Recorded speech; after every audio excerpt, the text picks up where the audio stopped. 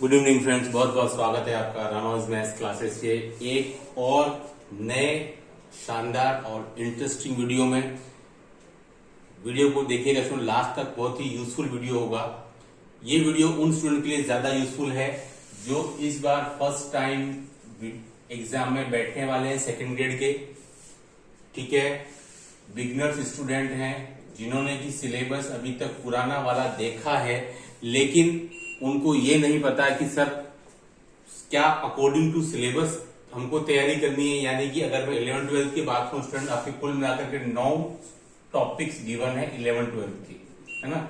11th-12th के syllabus में 9 topic दिए हो गए, तो क्या स्टूडेंट का मैसेज आता है सर क्या मैं, जैसे मुझे सबसे पहले एल्जेब्रा दिया हुआ था, क्या सबसे पहले मैं एल्जेब्रा पढ़ना शुरू करूं, उसके बाद मुझे सेट रिलेशन फंक्शन है, मैट्रिक्स डिटरमिनेंट है, क्या मैं ये ऑर्डर फॉलो करूं या कुछ और ऑर्डर फॉलो कर सकता हूं जिससे कि मुझे चैप्टर्स टॉपिक आपस में कोरिलेट करने में, उनको समझने में ज्यादा आसानी रहे, उसको लेकर के वीडियो है।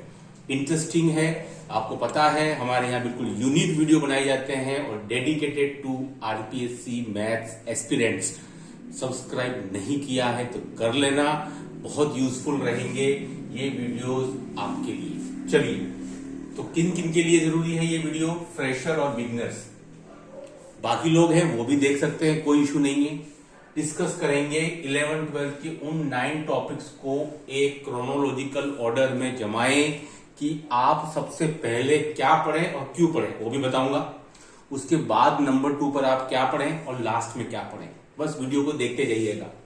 नंबर 1 स्टूडेंट, देखिए आपका जो सिलेबस लिखा, मैं 11th-12th की बात कर रहा हूं, मैं 9th-10th की सरफेस एरिया नंबर सिस्टम की बात कभी करता भी नहीं हूं और करूंगा भी नहीं, ठीक है। हम 11th-12th के उन 9 टॉपिक्स की बात कर रहे हैं। आपको सिलेबस में एल्जेब्रा दिया हुआ है, लेकिन मैं आपको बोलता हूं एल्जेब्रा से आपको स्टार्ट नहीं करना है, आपको स्टार्ट करना है सेट रिलेशन फंक्शन से। ये मेरे हिसाब से आपका पहला टॉपिक होना चाहिए अगर आप सेकेंड ग्रेड आरपीएससी या फर्स्ट ग्रेड की तैयारी कर रहे हैं, क्योंकि स्टूडेंट ये टॉपिक आपके मैथ्स की नींव है, ये नींव की ईंट है। क्योंकि सेट में आप क्या पढ़ेंगे? सेट में आप डिफरेंट टाइप्स ऑफ नंबर्स पढ़ेंगे, नेचुरल नंबर से लेकर के आपके इरेशनल नंबर तक, और साथ साथ कॉम्प्लेक्स नंबर भी, ठीक है। कैसे वर्ड्स को लिखना है वो पता चलेगा, ओपन इंटरवल क्या होता है, क्लोज इंटरवल क्या होता है वो पता चलेगा। तो स्टूडेंट ये सब बेसिक चीजें हैं, है ना। वीडियो देखिएगा, मैं हर चीज की आपको तर्क बताऊंगा। तो इसलिए आपको सेट रिलेशन फंक्शन वाले टॉपिक से अपना सिलेबस शुरू करना है, भले ही ये टॉपिक आपके सिलेबस में फर्स्ट टॉपिक नहीं हो, ओके, है ना। समझ में आ गई बात आपको? सेट के ऊपर जो पढ़ना आपको बेसिक है, यहां से आप इंटरवल सीखेंगे कि भाई अब ये ब्रैकेट नहीं रहे, अब ये ब्रैकेट नहीं रहे, ब्रैकेट अब केवल एक ही रह गया है, मंजिला ब्रैकेट। ये नहीं तो अभी तक तो इसको आप छोटा ब्रैकेट, बड़ा कोष्टक, मंजिला कोष्टक ऐसे पुकारते थे 9-10 तक, लेकिन अब सब बदल चुका है ना।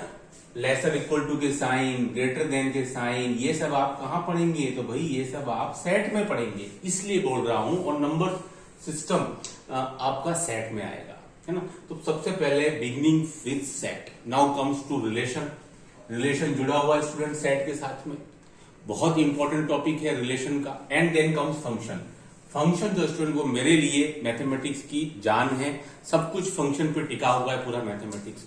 यहाँ आप डिफरेंट टाइप के फंक्शन पढ़ेंगे, पॉलिनोमियल फंक्शन पढ़ेंगे, ट्रिग्नोमेट्रिक फंक्शन पढ़ेंगे, मॉडुलस फंक्शन पढ़ेंगे, ग्रेटेस्ट इंटीजर फंक्शन पढ़ेंगे, सिग्नम फंक्शन पढ़ेंगे, ठीक है। तो ये जब आप पढ़ेंगे स्टूडेंट, जो पूरी मैथ्स की जान है, हर जगह आपको यही फंक्शन तो नजर आएंगे। इन फंक्शंस के आप डोमेन और रेंज पढ़ेंगे। तो भाई जब आपको जब पढ़ना है, पूरा कैलकुलस इन पे टिका हुआ है, पूरा ट्रिग्नोमेट्री इन पे टिका हुआ है, तो आप क्यों नहीं इनको पहले पढ़ लेते? भले ही आपके सिलेबस में बाद में दिया हुआ है। समझ में आ रही बात आपको? वीडियो को लास्ट तक देखिएगा, सारे टॉपिक्स में आपको रीजन के साथ में बताऊंगा क्या ऑर्डर फॉलो करना है। यूनिक वीडियोस हैं, चैनल को सब्सक्राइब जरूर कर लेना, ठीक है। क्या बताया मैंने आपको? फंक्शन, डोमेन आता है, रेंज आता है, सभी तरह के फंक्शंस आते हैं, उन सब के ग्राफ आते हैं, इवन हाइपरबोलिक फंक्शंस भी आ जाते हैं, इवन इनवर्स ट्रिग्नोमेट्रिक फंक्शंस भी आ जाते हैं, ठीक है। इसलिए जरूरी है सेट रिलेशन फंक्शन नंबर 1 पर आपको पहले प्रिपेयर करना। थोड़ा मुश्किल लग सकता है, फिर बता रहा हूं, रिलेशन और फंक्शन थोड़ा स्टार्ट में मुश्किल लग सकता है, लेकिन जरूरी है। नींव मजबूत होगी तब अच्छी इमारत खड़ी होगी। नींव अगर कमजोर रखेंगे तो एक अच्छी उम्दा इमारत खड़ी नहीं हो सकती। समझ में आ गई बात आपको मेरी? Set relation function is the first chapter for starting your preparation, either first grade और सेकंड ग्रेड। चलिए अब आते हैं सेकंड टॉपिक पर, ठीक है कि सर सेकंड टॉपिक हमारा क्या होगा इसके बाद। चलिए ये सब बातें मुझे लगता है कि आपके गले उतर गई होंगी आराम से, कोई प्रॉब्लम नहीं है ना। मैंने जो भी आपके हम तर्क दिए हैं वो आपको अच्छे से समझ में आए होंगे। नंबर 2 देखिए, नंबर दो टॉपिक स्टूडेंट मेरे लिए ट्रिग्नोमेट्री, ये है मेरा नंबर 2 टॉपिक। फिर लग रहा है सर ये तो और कठिन हो गया, कोई बात नहीं, ट्रिग्नोमेट्री आपका नंबर 2 टॉपिक स्टूडेंट होना ही चाहिए। क्यों? क्योंकि पूरी मैथ्स इसके बाद ट्रिग्नोमेट्री पे टिकी हुई है, क्योंकि आपको हर जगह पर ट्रिग्नोमेट्रिक फंक्शन नजर आ जाएंगे। मैट्रिक्स सारणी पढ़ोगे ट्रिग्नोमेट्रिक फंक्शन, एलजेब्रा पढ़ोगे ट्रिग्नोमेट्रिक फंक्शन, 2D 3D पढ़ोगे ट्रिग्नोमेट्रिक फंक्शन, वेक्टर पढ़ोगे ट्रिग्नोमेट्रिक फंक्शन, ठीक है। ट्रिग्नोमेट्रिक फंक्शन आएंगे तो उनके डोमेन ऑफ रेंज भी आने चाहिए, तो वो आप कहां पढ़ लोगे? आप वो फंक्शन में पहले ही पढ़ लोगे, है ना। तो उसमें ट्रिग्नोमेट्रिक फंक्शन के अंदर, ट्रिग्नोमेट्री चैप्टर के अंदर इनवर्स ट्रिग्नोमेट्री भी शामिल है। इसका पूरा यूज आप कैलकुलस में करने वाले हो। Differential calculus, integral calculus, application of derivative, application of integration, पूरा टिका हुआ है ट्रिग्नोमेट्री के ऊपर।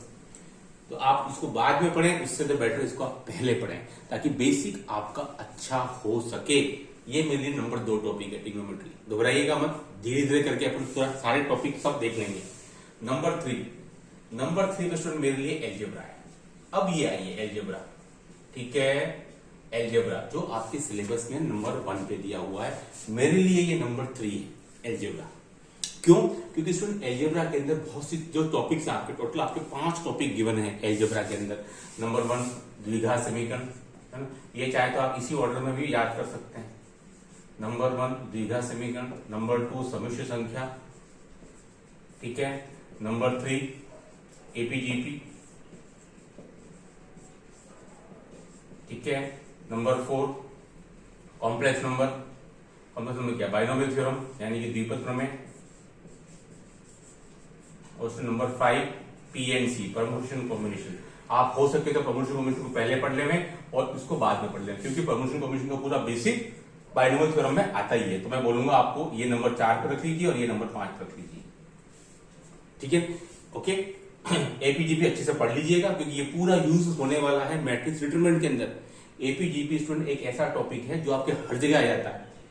क्वाड्रेटिक इक्वेशन ऐसा टॉपिक है स्टूडेंट जो आपके हर जगह पे आ जाएगा। समझ मेरी बात आपको? क्वाड्रेटिक इक्वेशन ऐसा टॉपिक है जो कि आपको हर जगह नजर आएगा।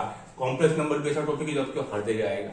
तो उसको आप नंबर 3 पे कर लीजिए। सेट रिलेशन फंक्शन के बाद में कम्स टू ट्रिग्नोमेट्री, देन ये सारे करने हैं आपको एलजेब्रा के टॉपिक्स, ठीक है। अब आ जाइए स्टूडेंट नंबर 4 पर। नंबर 4 पे क्या है हमारे पास? नंबर 4 पे हमारे पास मैट्रिक्स और डिटरमिनेंट है, यानी कि मैट्रिक्स एंड डिटरमिनेंट, यानी कि मैट्रिक्स एंड सारणी के, ठीक है। ये है मैट्रिक्स और सारणी। क्यों स्टूडेंट? देखिए मैट्रिक्स और सारणी के अंदर आपके बहुत सी चीजें जो हैं वो आपकी एपीजीपी पर बेस्ड है। बहुत से क्वेश्चन में आपके पीएनसी वाला भी आ जाता है, NC1 NC2 वाले क्वेश्चंस भी हैं। बहुत से क्वेश्चंस में आपके ओमेगा वाले भी हैं। ओमेगा वाले आपको कहां मिलेंगे? तो कॉम्प्लेक्स नंबर में मिलेंगे। बहुत से क्वेश्चंस में आपके क्वाड्रेटिक इक्वेशन भी बन रहा है सॉल्यूशन निकालने के लिए। तो मैट्रिक्स और determinant comes after algebra. Algebra के बाद आपका मैट्रिक्स और सारणिक आना चाहिए, क्योंकि अगर इसमें कल को ओमेगा क्यूब आया या ओमेगा आया तो फिर आप पूछेंगे क्या होता है, इसलिए बढ़िया पहले पढ़ लो। यहां पर क्वेश्चन आएगा कि A B C 3 term AP में है, ठीक है। A B C 3 term AP में है तो उनका डिटरमिनेंट पार्ट सोल्व करो। अब एपी क्या होता है आपको पता ही नहीं, तो फिर कैसे सोल्व करोगे स्टूडेंट? इसलिए बहुत जरूरी है कि पहले एलजेब्रा कर लें, देन मैट्रिक्स और सारणिक करें, ठीक है। 4 टॉपिक हो गए आपको। नंबर 5 देखिए स्टूडेंट 2D। अब ये सोचेंगे सर ये बीच में कैसे आ गया? 2D तो बहुत लेंदी है। ये इसलिए बीच में आया स्टूडेंट क्योंकि सारे कर्व समझिएगा, कर्व 2D पे संबंधित है। फंक्शन तो आपके फंक्शन में आ गए, लेकिन अब कर्व की बात आ रही है कि भाई स्ट्रेट लाइन कैसे दिखती है, सर्कल कैसा दिखता है, पैराबोला कैसा दिखता है, एलिप्स कैसा दिखता है, हाइपरबोला कैसा दिखता है। ठीक है, ये कर्व स्टूडेंट आपको बनाते कहां से पता चलेंगे, 2D से पता चलेंगे। इसमें 2D बहुत ही जरूरी टॉपिक है, बीच में इसको लेना, इसको कभी भी लास्ट में मत छोड़िएगा। ज्यादातर टाइम इसको लास्ट के लिए छोड़ दिया जाता है ना। 2D एक बहुत ही यूजफुल टॉपिक है, इसको आप लास्ट के लिए ना छोड़िए। क्यों? ज्यादा स्टूडेंट से घबराते हैं, डर लगता है कि सर ये तो बहुत लेंदी फॉर्मूले है, लेकिन ये मैथमेटिक्स की जान है 2D। अगर आपको पता ही नहीं चलेगा कि भाई y² = 4x कैसे लगते हैं, तो स्टूडेंट आप कैलकुलस वाला पार्ट नहीं कर सकते। पूरा इस पे टिका हुआ, स्पेशली आपके integral calculus, area under curve, सब कुछ इस पे टिका हुआ है ना। तो इसलिए स्टूडेंट आपको कर्व के बारे में जानकारी होनी चाहिए।